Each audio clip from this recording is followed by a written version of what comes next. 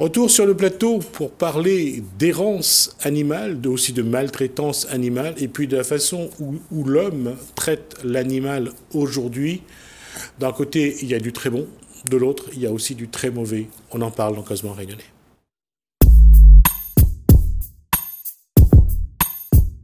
Bonsoir, c'est Cécile Squarzoni. Bonsoir. Vous êtes vétérinaire. Oui, tout à fait. Et également présidente de l'association APEBA, qui veut dire APEBA, c'est l'association pour la promotion de l'éducation à la bienveillance animale. La bienveillance animale. Même déjà, on a du mal à avoir de la bienveillance envers les êtres humains. Vous pensez que les gens pourront avoir de la bienveillance envers les animaux ? La bienveillance, c'est inné, c'est au fond de nous-mêmes. Comme on dit, tous les enfants aiment les animaux. Apparemment, tout le monde n'a pas la bienveillance. Voilà, c'est ça. Il y a notamment des personnes sur lesquelles il y a des maltraitances. Il y a justement de la maltraitance animale. Et l'idée, c'est de travailler au changement des pratiques, à l'éducation, pour œuvrer à la bienveillance animale. Alors, déjà, deux parts. Il y a quand même beaucoup de choses quand on parle de maltraitance, déjà d'une part. Il y a l'errance. Voilà, l'errance, c'est quand on jette le chien dans la rue, ou laisse le chien vagabonder et il fait des petits sur les femelles. L'errance, c'est un gros problème pour les Réunionnais aussi, hein, parce que Zot, il fait des nuisances, il casse les poubelles, il fait du bruit. Mais l'errance, il faut savoir que les chiens, c'est des victimes. C'est des victimes quand ils sont dans la rue, ils n'ont pas à manger, ils n'ont pas à boire, et les Réunionnais, ils aiment les chiens aussi. Donc l'idée, c'est de réduire l'errance animale en changeant les comportements. Et donc la bienveillance animale, c'est important aussi. Quand on parle d'errance animale, aujourd'hui, les fêtes sont passées.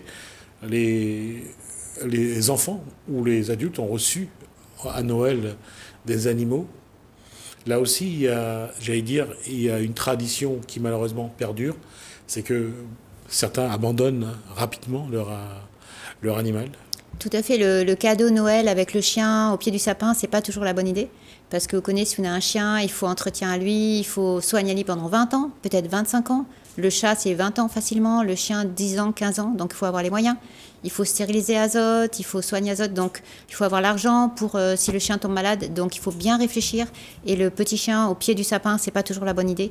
Il faut vraiment que la personne ait les moyens de l'éduquer, et les moyens de le promener, et les moyens de l'alimenter et de le soigner. Il faut réfléchir. Et cette tendance à l'abandon, c'est toujours malheureusement en augmentation.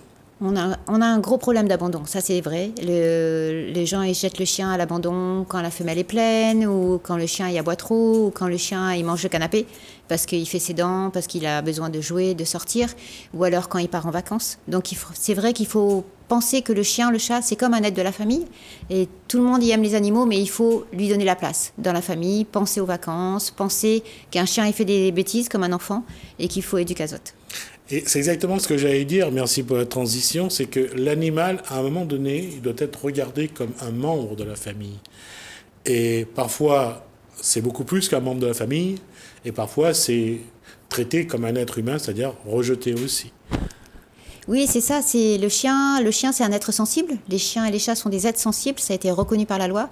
Ils ont des émotions, ils pleurent, les malheureux, ils ont peur, ils ont besoin de câlins, ils ont besoin de caresses. Et c'est un vrai membre de la famille. Il faut leur montrer de l'attention. Et un chien, quand il est caressé, quand il est baladé, quand il a de quoi être bien éduqué, il est beaucoup plus calme. Un chien qui n'est pas regardé, qui n'est pas éduqué, il va faire beaucoup de bêtises. Donc il faut avoir du temps aussi pour le chien. Est-ce qu'on connaît les motivations des personnes qui abandonnent leur animal ? L'abandon peut être justifié justement parce que le chien n'a pas été éduqué, donc il fait des bêtises à la maison. Il était très joli quand il était petit, puis quand il grandit, il fait des bêtises ou il aboie trop. Il faut savoir qu'il y a des chiens aussi qui ne sont pas adaptés à la vie familiale, ou alors il faut les faire travailler, comme les malinois, les huskies. Il faut qu'ils courent chaque jour. Donc si Zot n'a pas le temps pour faire sortir le chien il aboie, le chien il tourne en rond et le chien il fait des problèmes. Et puis il y a aussi l'abandon facile. L'abandon parce qu'on part en vacances, il n'y a pas le moyen pour garder le chien, il n'y a pas la famille pour garder le chien, donc il abandonne le chien. Comment vous travaillez justement pour essayer de réduire cette pratique d'abandon ?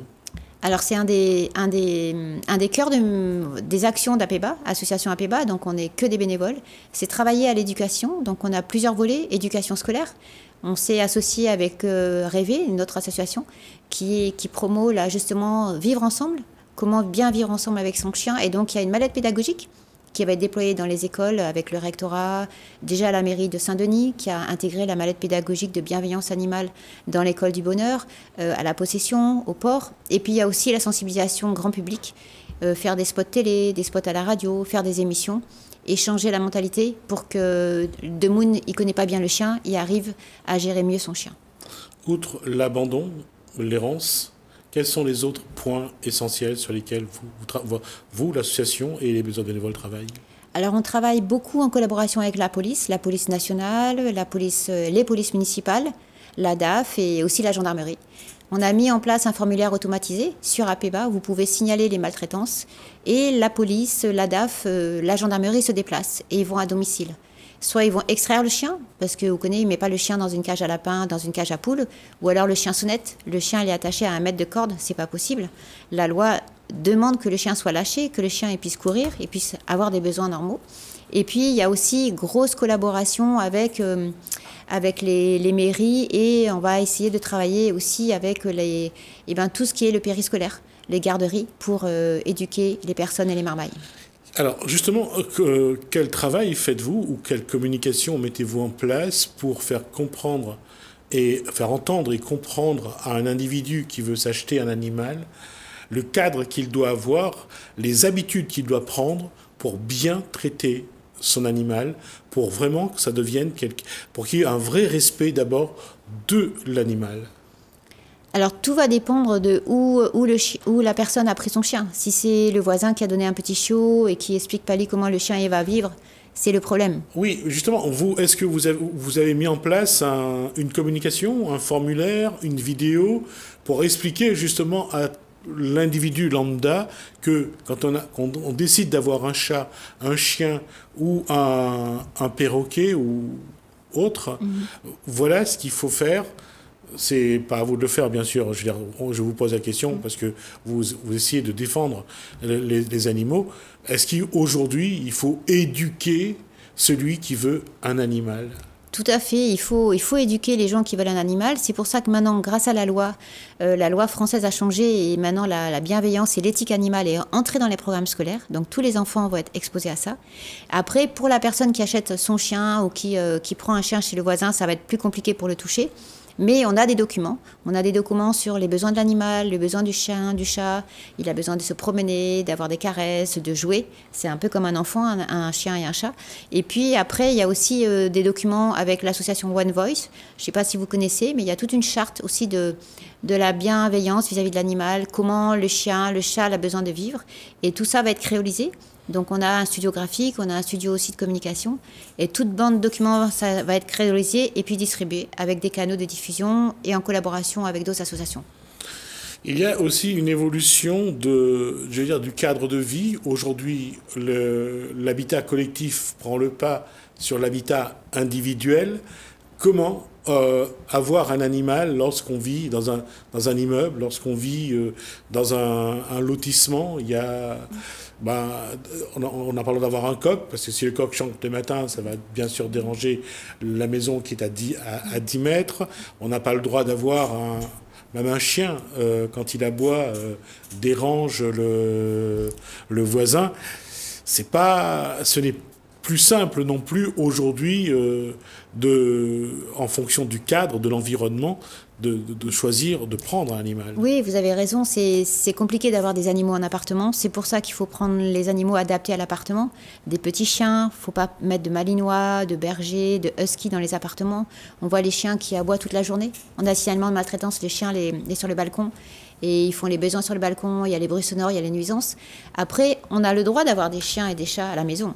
C'est un droit et les propriétaires n'ont pas le droit d'opposer, de refuser des animaux sur un bail de location. On voit encore beaucoup de familles dire « Ah, le propriétaire, il ne veut pas le chien, il ne veut pas le chat », mais ce n'est pas autorisé par la loi. Ça, c'est le contraire. On a le droit d'avoir des animaux. Un propriétaire qui refuse des animaux dans son logement, c'est pas légal. Par contre, il faut promener le chien. Oui, on voit beaucoup de gens qui ont les chiens dans les cages ou qui ont les chiens dans les dans les sous-sols des bâtiments, des immeubles, parce qu'ils sont en appartement.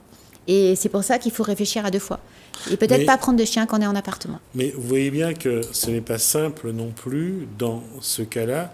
Le propriétaire ne veut pas d'animal dans son immeuble parce que ça va déranger les gens, ça va créer des conflits, ça va créer des tensions. À la rigueur, le propriétaire, ça part d'un bon sentiment, je dirais. C'est hors la loi. Un propriétaire n'a pas le droit d'empêcher la présence d'animaux dans son logement. Oui, mais et vous connaissez, si le chien est bien, il ne va pas aboyer. Si les personnes sont présentes, si les chiens à des balades, à des promenades. Je connais plein de personnes qui ont des chiens, qui les sortent 3 fois par jour et le chien n'aboie pas. C'est une question de présence, de soins, d'éducation et de temps. C'est vrai que si vous prenez un chien et vous l'êtes en appartement où il n'a pas le temps pour sortir à lit, le chien il s'est aboyé, il s'est pleuré. Il faut avoir le temps.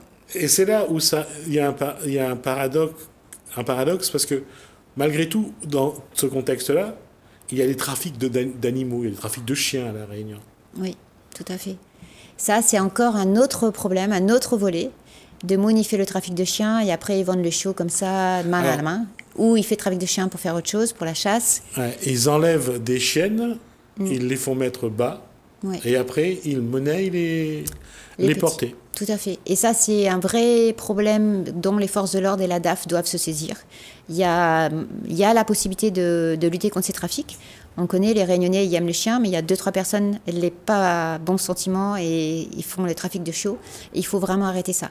On estime qu'il y a 45 000 chiots qui sont relargués dans la nature à cause des trafics, parce qu'ils ne gagnent pas à vendre ça. Donc il faut arrêter, il faut vraiment que la police et la DAF prennent ce dossier en main.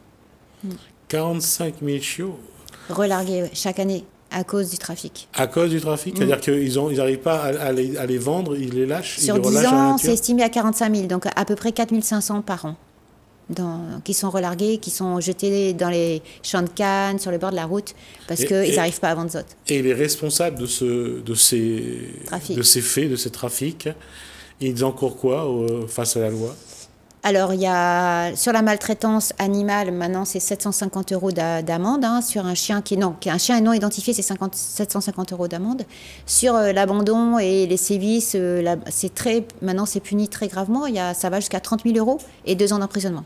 Mais je connais, pour attraper il fait ça pour les trafics, c'est compliqué. Par contre, les signalements sont faits sur les groupes Facebook, sur les groupes Le Bon Coin et tout ça. Tout est envoyé à la police et à la DAF. Et les dossiers sont en train de se constituer. Et on a demandé aux autorités d'intervenir. Énormément d'associations. Il y a 30 associations sur l'île et en métropole qui s'occupent des chiens. Et ces gens sont signalés à la DAF et à la police. Et c'est quelque chose que j'ai vécu, justement. Ma fille a perdu sa petite chienne et l'a retrouvée 3 ans après. Ouh là là, oui. Avec toutes les maladies que ça génère d'avoir à faire déporter juste pour avoir des chiots pour vendre. La question, c'est comment, j'allais dire, vraiment lutter contre ça, parce que si les gens achètent des chiots à des personnes qui n'ont pas, j'allais dire, ne sont pas vraiment des personnes qui élèvent les chiens de manière légale et de manière sanitairement responsable, comment reconnaître ces personnes qui font ces trafics de chiens? Oui, vous avez raison. Il faut être très vigilant. Le chien doit être identifié. La personne doit être normalement un éleveur agréé, donc elle doit avoir un numéro de tirette ou de sirène. Et les chiens doivent être identifiés et puis après avec un certificat de vaccination. Et vous connaissez, on ne peut pas vendre le chien ou donner le chien avant 8 à 10 semaines. Donc s'il donne un chien de 1 mois sans identification, sans vaccination, c'est pas bon. C'est certainement pas un éleveur officiel. Et ce qui devrait être demandé, c'est obligatoirement l'État. Est-ce que c'est un élevage? Est-ce que le monsieur s'est déclaré au niveau de la préfecture? Est-ce que le monsieur est connu des services de la DAF? Il y a quand même une chose, je veux dire, ces personnes qui préfèrent acheter le chien de manière avec des trafiquants, et ils n'ont pas l'obligation de mettre le vaccin. Un vaccin, c'est quand même entre 300 et 400 €. Un vaccin, c'est plutôt 50 à 70 €. Alors pourquoi parfois, lorsqu'on achète un chien avec une structure officielle, ça nous coûte jusqu'à 300-400 €? Alors, le chien, quand il coûte 350 €, c'est qu'il y a la puce, il y a les 2 ou 3 vaccins. Donc l'identification, il y a les croquettes et souvent la stérilisation avec. Donc tout ça, ça fait 350 €. Après, si vous allez à la SPA, le chien, c'est 120, 150 € les moins chers. Mais c'est stérilisation, vaccination, double vaccination et plus identification. D'accord. Donc, il vaut mieux donc prendre ces précautions-là pour être sûr d'avoir un chien légalement et qu'on peut ensuite aller au vétérinaire, continuer à y prendre soin. Tout à fait. En plus, si vous prenez un chien de trafic, vous entretenez le trafic, vous ne savez pas d'où le chien est venu, si ça se trouve la mère a été volée, la mère a été stressée, le chien a des maladies, le chien a été élevé dans des mauvaises conditions. Il ne faut surtout pas acheter un chien issu des trafics parce que c'est de la contrebande, c'est illégal et c'est puni par la loi. Aujourd'hui, justement, lorsqu'on parle d'essayer de contrôler cette, j'allais dire, l'élevage de chiens, tout ce qui se fait autour de cet animal, la stérilisation est devenue une solution pour éviter justement l'errance, pour éviter l'augmentation de cette population de chiens errants. Oui, la stérilisation, c'est vraiment la solution. Il faut multiplier par 4 ou 5 les budgets de stérilisation à La Réunion. On le demande, on est plusieurs associations à le demander. Il faut multiplier par 4 ou 5. L'euthanasie qui se déroule en fourrière, le chien est attrapé par la fourrière, l'euthanasie chaque semaine, ça ne sert à rien. Scientifiquement, c'est prouvé. Euthanasier le chien, vous connaissez, c'est comme si un robinet est ouvert et vous mettez l'éponge sous l'eau et vous ne fermez pas le robinet. Donc, si vous continuez à éponger et que le robinet n'est pas fermé, vous continuez à avoir le chien dans la rue. Donc, il faut stériliser, multiplier par 5 les budgets. Actuellement, les budgets, c'est 400 500 000 € de stérilisation à La Réunion. Il faudrait multiplier par 5, vraiment. 2,5 millions alors. Et avoir un vrai effet sur la population. En 2-3 ans, ça peut être réglé. Mais si vous continuez à euthanasier le chien, c'est comme si vous laissez le robinet ouvert. Il ne sert à rien. La population, quand on parle de population, je veux dire, elle a aussi sa responsabilité dans l'errance animale, parce que la population, elle abandonne aussi d'une part, elle ne prend pas soin parfois de son animal. Comment, j'allais dire, responsabiliser, comment sensibiliser, comment éduquer une population qui parfois, le chien est un souci secondaire, ou le chat. Tout à fait. C'est pour ça que les actions de sensibilisation, d'éducation scolaire sont très importantes. Faire changer la mentalité. Montrer aux enfants que le chien, c'est un être de la famille, c'est un membre de la famille. Et puis dire aux parents, attache pas le chien, laisse aller courir, promène Ali, fais des caresses. Et puis après, il y a la sensibilisation grand public. C'est pour ça qu'à PEBA, avec Rêver, One Voice et d'autres associations, on travaille sur des manettes pédagogiques, des changements de pratiques, et puis passer à la télé, à la radio, et essayer de changer la mentalité. Mais vous connaissez, Bande Réunionnais, ils sauvent le chien aussi dans la rue. Tous les signalements, il y a au moins 50, 100 signalements par jour de chiens errants. Mais le plus important, c'est aussi que les pouvoirs publics multiplient la stérilisation. Comme on dit, si le chien il continue à battre carré dans la cour et battre carré dans la rue, et s'il ne ferme pas les robinets, ça continue pendant des années. Donc c'est un ensemble d'actions, changement des pratiques, stérilisation, arrête d'abandonner les animaux, identifier les animaux. Et puis tout ça, on pourra régler le problème. Pour cette année 2022, qu'est-ce qu'il faudrait commencer par faire? Est-ce que c'est une prise de conscience? Est-ce que chaque individu de son côté doit vraiment se dire, voilà, j'ai un animal ou j'ai pas un animal, qu'est-ce que je fais pour j'allais dire, le bien-être ou la bienveillance à avoir vis-à-vis de l'animal? Qu'est j'allais dire, le premier pas à faire en cette année 2022? En cette année 2022, à PEBA, donc c'est en association, on est là pour la promotion de la bienveillance animale. On voudrait que les gens arrêtent de fermer les yeux. Quand on voit le chien du voisin, qu'il est pleure, qu'il est attaché, il est dans la cage de lapin, allez causer avec le voisin, dis Ali, lâche le chien, détache Ali. Il faut arrêter de fermer les yeux, oui, vous connaissez. Et après, changer la mentalité un peu, doucement. Ça, c'est quelque chose que je ne vais pas dire, un conseil que je vais donner à un voisin, d'aller voir le propriétaire du chien pour lui parler. On ne sait pas s'il est irascible, on ne sait pas s'il est méchant, on ne sait pas quelle réaction il va avoir. Parfois, fermer sa bouche, c'est aussi... Ça dépend. Si vous connaissez le voisin, il peut changer la mentalité ou pas. Sinon, on passe par la police. C'est pour ça qu'APEBA et d'autres associations signalent les actes de maltraitance par la police municipale. Les autres, ils savent faire un peu de bienveillance, un peu de communication, d'éducation. Est-ce qu'un de ces voisins peut vous solliciter, vous, l'association, pour justement prendre en main ce dossier et, à la rigueur, vous en occuper, quoi? Alors, tout à fait. APEBA s'associe avec plusieurs associations, notamment One Voice, et on est en train de recruter des bénévoles pour aller faire de la sensibilisation à domicile. Alors, c'est vrai, il faut faire attention. Si Demoun est en colère ou Demoun ne veut pas causer, c'est pour ça qu'on va travailler avec des brigades animalières. Et on est en train de monter tout doucement des brigades animalières avec les polices municipales. Par exemple, à Saint-Denis, à Petite-Île, au port, à la Possession. L'idée, c'est de monter des brigades animalières avec des bénévoles et la police pour aller causer avec les personnes et changer peu à peu la mentalité vis-à-vis des animaux. D'accord. Alors, on va clore sur cette bonne posture. La question, encore une fois, comment vous joindre si jamais il y a des gens qui souhaitent qui auraient besoin de vous, comment faire? Alors, vous pouvez aller voir notre page APEBA sur Facebook, APEBA. Vous trouverez notre numéro de téléphone et aussi notre mail. Vous pouvez nous écrire un message sur Facebook Messenger. On a un formulaire automatisé pour signaler une maltraitance sur lequel vous pouvez rester anonyme et vous pouvez nous signaler des maltraitances de chiens, de chats que vous voyez chez les voisins. Et voilà, donc sur notre page Facebook, vous trouverez toutes nos coordonnées. Merci Cécile Scorzoni. Je rappelle donc que vous êtes vétérinaire et présidente de l'association APEBA. Alors, ce que je vous propose, c'est qu'à chaque fois que vous avez une information, vous frappez à la porte, on vous recevra pour que vous puissiez donc diffuser votre information. Je vous remercie. Merci beaucoup, merci pour l'accueil. Merci en tout cas à vous. J'espère que cet échange vous aura apporté quelque chose et surtout fera du bien à votre animal et à vous-même. En tout cas, c'est ce qu'on essaiera aussi de faire cette année, d'apporter de temps en temps une information à ce sujet. Merci à vous de nous avoir suivis. Merci Hélène, merci François. Je vous dis à bientôt.